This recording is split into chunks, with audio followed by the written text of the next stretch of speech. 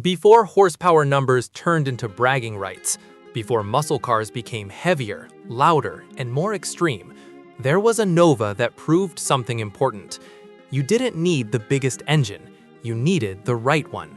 This is the story of the 1968 Chevrolet Nova SS 327, a driver's muscle car built for balance, revs, and real-world speed. 1968 was a turning point for Chevrolet. The Nova finally received a full redesign. Wider stance, longer hood, shorter deck, a shape that finally matched its performance potential. This was the moment the Nova grew up. And while big blocks were stealing headlines, Chevrolet quietly perfected something else, the small block Supersport. The 327 wasn't trying to intimidate, it was built to outperform expectations. Under the hood lived the legendary 327 cubic inch small block V8, one of Chevrolet's most celebrated engines.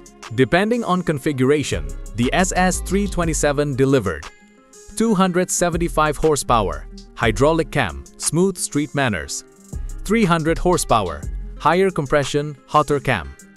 What made it special wasn't just power, it was how the engine delivered it. The 327 featured short-stroke design, high-revving personality, crisp throttle response, lightweight small block balance, paired with Muncie 4-speed manual or powered light automatic, 10 or 12-bolt rear axle, posi traction differential, front disc brakes, sport suspension. The result was a Nova that felt alive in your hands. It didn't overwhelm the chassis, it worked with it. In 1968, not every driver wanted brutality. Some wanted control, precision, confidence at speed. The Nova SS 327 delivered that. Where big block Novas fought for traction, the 327 carved corners. Where torque monsters muscled forward, the 327 sang to redline. It was the thinking man's muscle car, lighter, sharper, and easier to live with every day. The 1968 Nova SS 327 represents a lost philosophy.